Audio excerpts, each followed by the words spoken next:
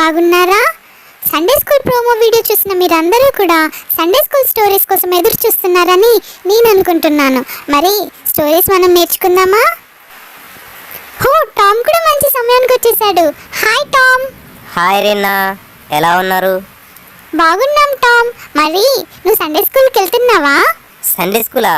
నేను సండే స్కూల్కి వెళ్ళనే. అయితే నీకు సండే స్కూల్ స్టోరీస్ తెలియదన్నమాట ఒకటి కూడా. నాకు సండే స్కూల్ స్టోరీస్ అస్సలు తెలియవు. ఎందుకంటే నాకు ఆ సండే స్కూల్ స్టోరీస్ గురించి ఎవరు చెప్పేవాళ్ళు ఎవరు లేరు. అయ్యో అవునా? నేను ప్రతి సండే స్కూల్ స్టోరీస్ సాంగ్స్ నేర్పించబోతున్నాను. మరి నువ్వు ప్రతి సండే వస్తావా నేర్చుకోవడానికి? అవునా, నేను తప్పకుండా వస్తాను. ఎక్కడికి వెళ్ళకుండా కంపల్సరీగా నేను వస్తాను. మరి మనం ఈరోజు ఒక కొత్త స్టోరీని నేర్చుకుందామా? చెప్పు, మరి ఆలస్యం ఎందుకు? మరి ఈరోజు జకర్యా ఎలిజబెత్ల గారి గురించి మనం నేర్చుకుందాం. ఓకే. మనం ఈ స్టోరీలో జకర్యా ఎలిజబెత్ల గారి గురించి తెలుసుకుందాం. ఇక్కడ జకర్యా ఎవరంటే ఒక యాజకుడు. యాజకుడా? యాజకుడు అంటే ఎవరు? యాజకుడు అంటే టామ్, మనం పూర్వకాలంలో చేసిన పాపాల నిమిత్తం పరిశుద్ధ స్థలంలోకి వెళ్ళి మన పాపాల నిమిత్తం బలులను అర్పించే వాళ్ళనే యాజకులు అంటారు. ఇక్కడ జకర్యా యాజకత్వం చేసేవాడు. ఓకే, అయితే జకర్యా ఉద్యోగం యాజకత్వం అన్నమాట. అవును టామ్. మరి అంతేకాకుండా అతనికి ఒక భార్య ఉంది. ఆ భార్య పేరే ఎలిజబెత్. అవునా, మరి వారిద్దరు ఎక్కడుండేవారు? వారిద్దరూ కూడా యూదయాలో నివసిస్తూ ఉండేవారు. ఆ యూదయాకి రాజు ఎవరంటే హేరోదు. అయితే వారిద్దరూ కూడా మంచివారును దేవుని దృష్టికి నీతిమంతులై ఉండిరి. అంతేకాకుండా ప్రతిరోజు కూడా ప్రార్థన చేస్తూ ఉండేవారు. దేవుని యందు భయభక్తులు కలిగి ఉండేవారు. కానీ వీరు సమస్తమును కలిగి ఉండిరి, కానీ వారి జీవితంలో ఒకటి కొద్దుగా ఉంది. కొదువుగా ఉన్నదా? అయ్యో, వారికి ఏం కొదువు ఉన్నది? వారికి ఏంటంటే పిల్లలు లేరు టామ్. అయ్యో, పిల్లలు లేరా? అవును టామ్, వారిద్దరు కూడా వృద్ధ దంపతులు. పిల్లలు లేకపోవటం ఎంతో అవమానంగా ఉన్నది వారికి. అయితే యూదయాలో వివాహమైన స్త్రీలకు పిల్లలు లేకపోవటం వలన వారందరూ కూడా ఎంతో అవమానంగా నీచంగా చూస్తూ ఉండేవారు. అయితే ఒకరోజు ఏం జరిగిందంటే టామ్, మరి నువ్వు శ్రద్ధగా వినాలి. నేను ఈ స్టోరీ మొత్తం అయిపోయిన తర్వాత కొన్ని ప్రశ్నలు అడుగుతాను, నువ్వు వాటికి సమాధానం చెప్పాలి. ఓకే రేనా, తప్పకుండా చెప్తాను. అయితే జకర్యా ప్రతిదినములాగానే ఒకరోజు ఆలయంలోకి వెళ్ళాడు. ఆ రోజు ఏం జరిగిందంటే ఆలయంలో ధూపం వేయిచుండగా ఒక దూత ప్రత్యక్షమైంది. వామ్మో, దూతనా? దూత తెల్లగా ఉంటుంది. ఆ ప్లేస్లో నువ్వుంటే ఏ విధంగా రియాక్ట్ అయ్యేవాడివి టామ్? అమ్మో, దూతను చూసి చాలా భయపడేవాడిని. అవును, జకర్యా కూడా చాలా భయపడ్డాడు, ఆశ్చర్యపడ్డాడు. అయితే ఆ దూత పేరు గబ్రియేలు అని జకర్యాతో చెప్పి, నేను దేవునిచే పంపబడి తిని నీ ప్రార్థనలు వినబడినవని దూత చెప్పింది. అవునా, ఇంకేం చెప్పింది?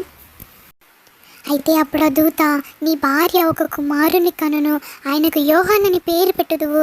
అతడు నీ కుటుంబమునకు సంతోషమును ఆనందమును కలగజేస్తాడు.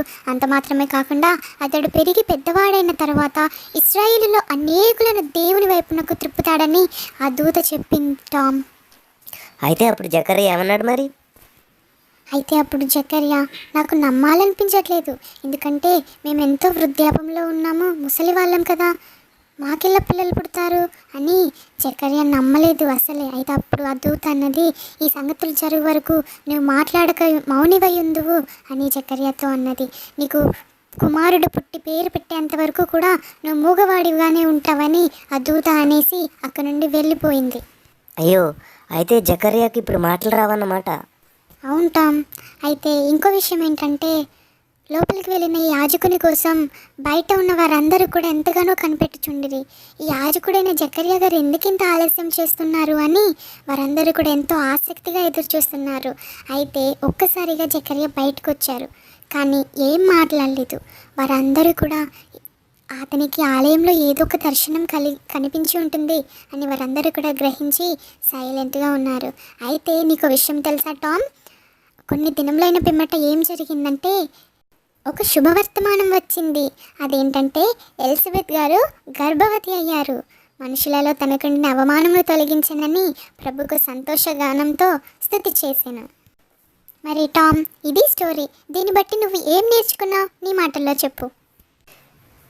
ఈ స్టోరీని బట్టి నాకు ఏమర్థమైందంటే, మరి జకరియా ఎలిజబెత్ల జీవితంలో ఉన్నటువంటి ఆ యొక్క లోపాన్ని బట్టి అందరూ అవమానిస్తున్నప్పుడు దేవుడు కలగజేసుకుని అందరి ఎదుట కూడా వారికి అవమానానికి రెట్టింపు ఘనతను వారి ఎదుటే కలగజేశాడు అని చెప్పి నాకు దీన్ని బట్టి అర్థమైంది. Very good Tom.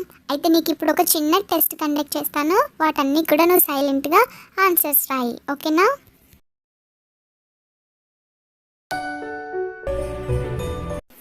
Very good Tom. Answers అన్నీ కూడా కరెక్ట్గా రాసావు. అంటే శ్రద్ధగా విన్నవన్నమాట. మరి మళ్ళీ సండే మరియా గారి గురించి తెలుసుకుందాం. అప్పటి వరకు బాయ్ టామ్. బాయ్ బాయ్ పిల్లలు. God bless you. Praise the Lord. మేము చేసే ప్రతి వీడియో అప్డేట్స్ మీకు నోటిఫికేషన్ రూపంలో రావాలి అంటే మీ ఫోన్లో యూట్యూబ్ ఛానల్లో జీసస్ ఆల్మైటీ గాడ్ అని టైప్ చేసి సెర్చ్ చేసినట్లయితే జీసస్ ఆల్మైటీ గాడ్ యూట్యూబ్ ఛానల్లో సబ్స్క్రైబ్ అనే బటన్ని ప్రెస్ చేసి దాని పక్కన ఉన్న బెల్ బటన్ని కూడా ప్రెస్ చేయండి. దీని ద్వారా మేము చేసే ప్రతి వీడియో అప్డేట్స్